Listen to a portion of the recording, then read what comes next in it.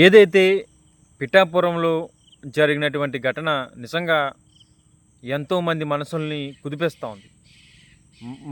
మనుషులు ఇంత రాక్షసంగా కూడా ఉంటారా అని నాకు అనిపిస్తూ ఉంది. ఏదైతే పంచాయతీరాజ్ శాఖ అయినటువంటి నూకరాజు గారి కుటుంబంలో జరిగినటువంటి ఘటన నిజంగా మనసుని చాలా బాధ పెడతా ఉంది. అయితే దీని మీద మన రాజకీయ నాయకులు ఎవరైనా సరే మాట్లాడతారేమో, ట్వీట్ చేసి ఆ నిందితుడు ఎక్కడున్నా సరే పట్టుకోవాలని చెప్పేసి పోలీసులకి అదనపు బలగాలు ఇస్తామని చెప్పేసి వాళ్ళు ఎక్కడైనా మాట్లాడతారేమో అని చెప్పేసి చూసాం. కానీ ఈరోజు వరకు కూడా మాట్లాడలేదు, ఒక ట్వీట్ కూడా చేయలేదు. అయితే ఏం జరిగింది ఏంటనే వివరాలు ఈ పాటికి అందరికీ కూడా తెలుసు.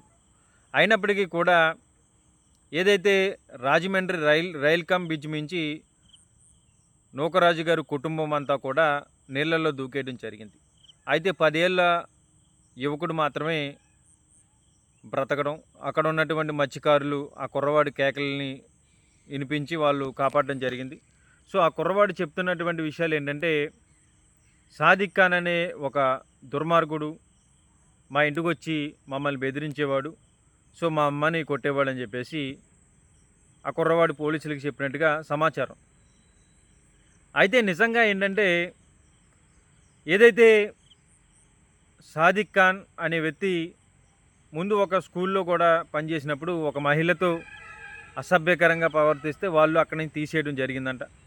అయితే అతను ఒక గన్ షూటర్గా ఒక అకాడమీ వ్యవహరిస్తూ ఈ పిల్లవాడికి షూటింగ్లో శిక్షణ పొందించాలని చెప్పేసి గన్ షూట్లో వాళ్ళ తల్లిదండ్రులు భావించి, ఎవరైతే నూకరాజు గారి వాళ్ళ అమ్మాయి ఆమె రోజు తీసుకెళ్తున్న సందర్భంలో ఆమెతో కొంచెం పరిచయం ఏర్పడి అక్కడి నుంచి ఇతను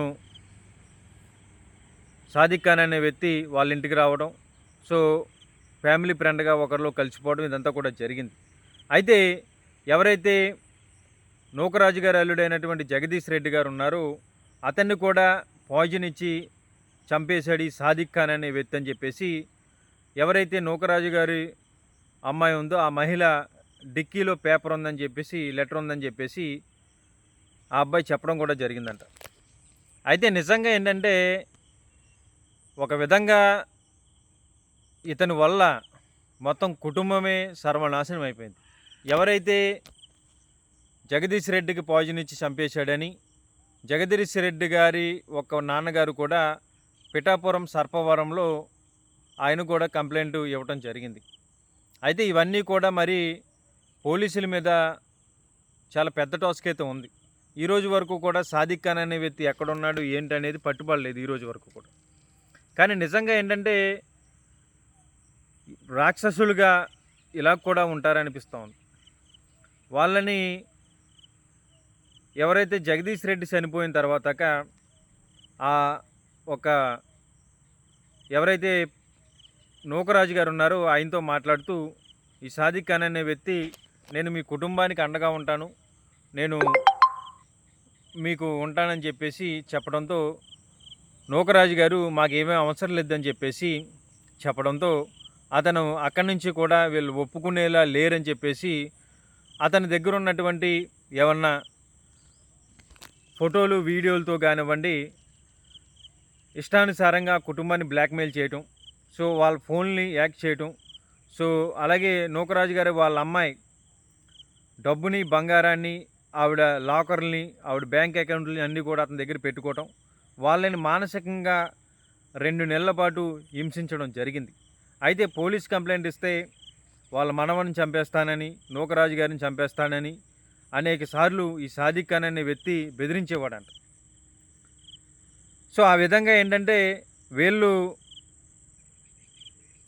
వీళ్ళ కుటుంబానికి సంబంధించినటువంటి పరువు ప్రతిష్టలు అతని దగ్గర ఉన్నాయని భావించినటువంటి నూకరాజు గారు ఎవరిని కూడా సంప్రదించకుండా అతని వేధింపులు భరించలేక రాజమండ్రి రైల్ కమ్ బ్రిడ్జ్ మించి మన ఆదివారం 10:30కి దూకేయడం జరిగింది.